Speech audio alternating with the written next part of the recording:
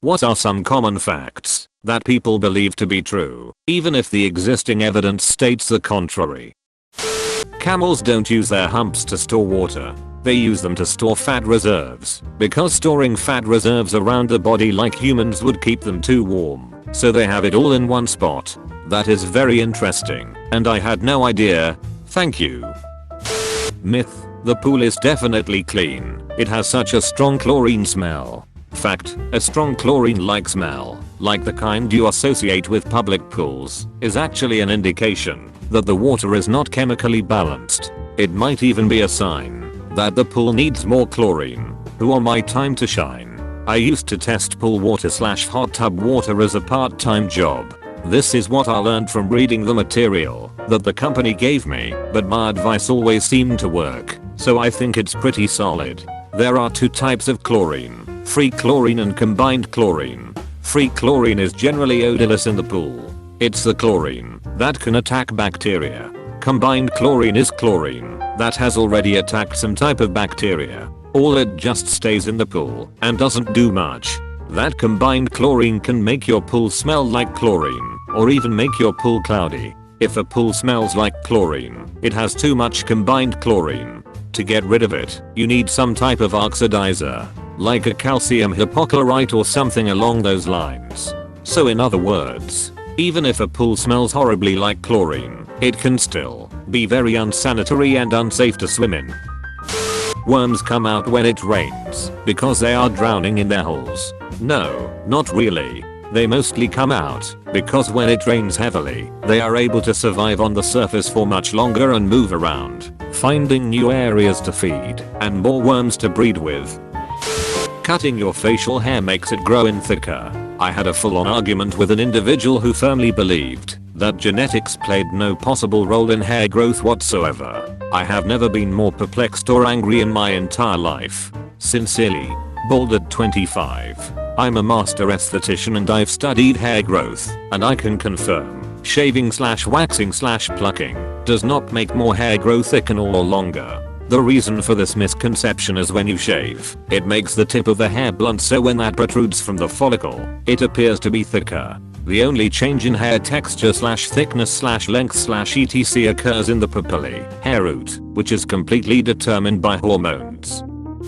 The most violent arguments I've had have been convincing patients with a viral cold that they don't need antibiotics. I remember a documentary a few years back about a GP's practice here in the UK, basically filming patients with their permission to show a day-to-day. They literally had people come in and answer "What's the matter today?" with "I need some antibiotics." They didn't even elaborate on why, just "I need some antibiotics." You see, my roommate Dave always plays loud music at night when I'm trying to sleep. No one likes it, so I need some antibiotics, preferably strong ones.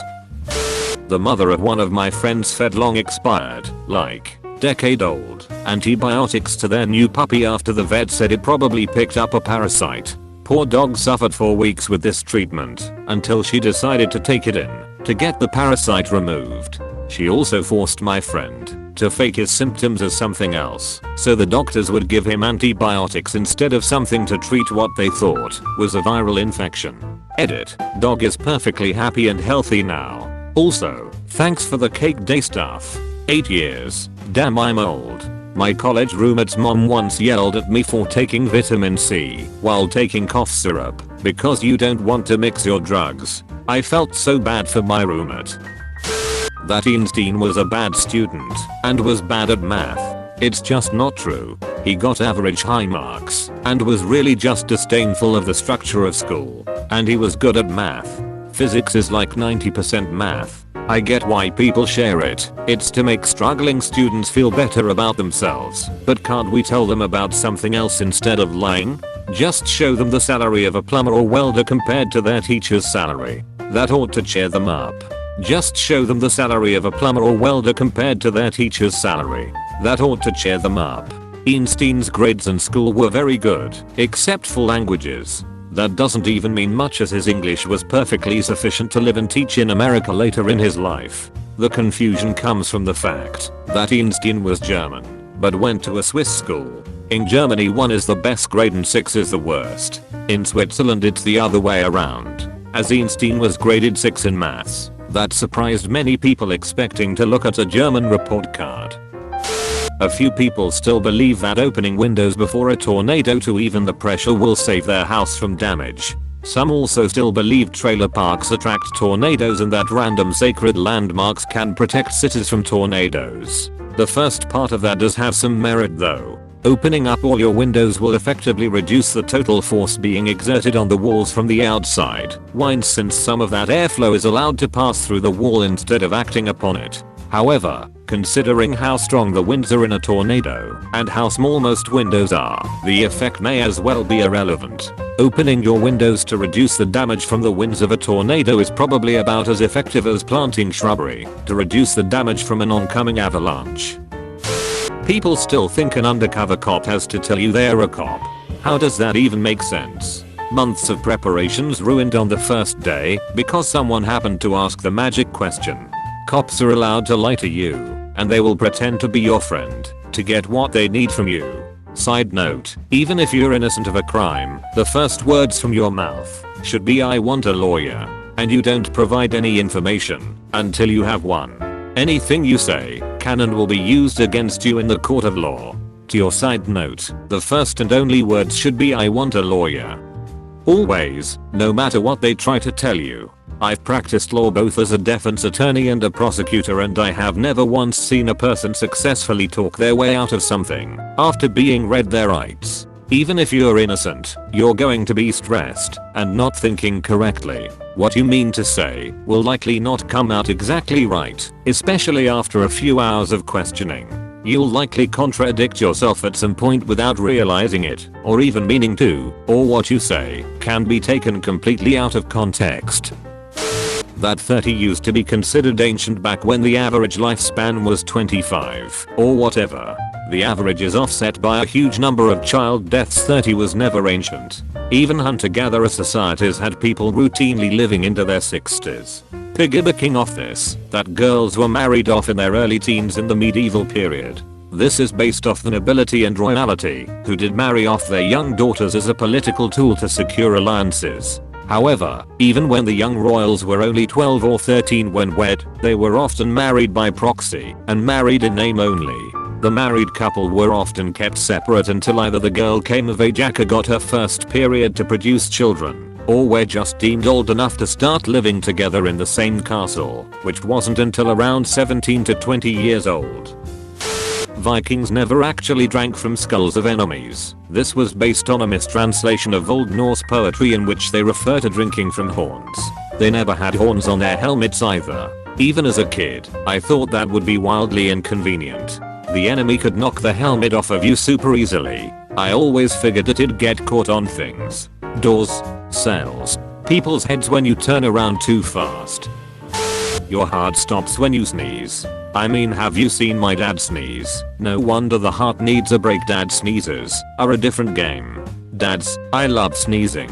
The sensation of it is just fucking amazing, and I get excited whenever I feel like I'm about to sneeze. That nose wiggle building up to the final nos explosion is just so fucking freeing. It's like I'm taking off a pair of tight jeans after a long day. Fucking facial orgasmic. I wish I could sneeze more. A person drowning is not likely to be flailing wildly and yelling like in the movies.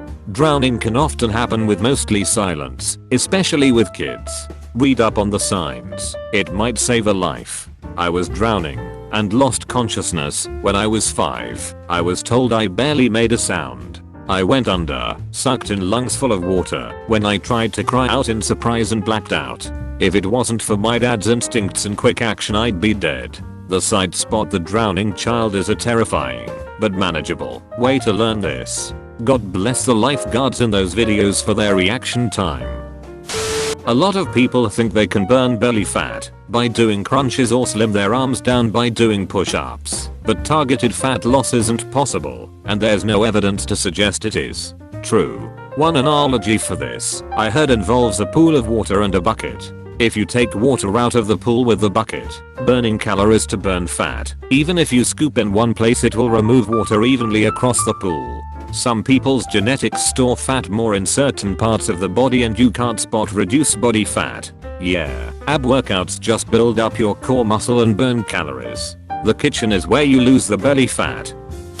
When you swallow gum, it stays in your body for 7 years.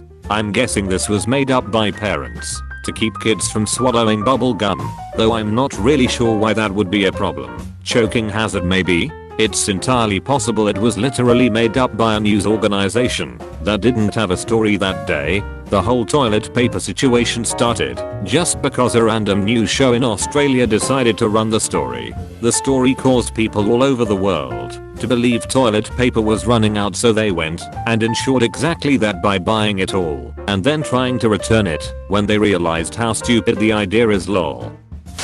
I scrolled fairly far down and did not see what came to mind for me. A lot of people think blood is blue inside of the body and that it only appears red because of the oxygen or something in the air. I tried to explain this to a past coworker who was a former nurse and she wasn't having any of it. Turns out a lot of otherwise smart people believe that with no evidence, but blood is always red, just darker at some points of circulation in the body, and it's very easily disproved too.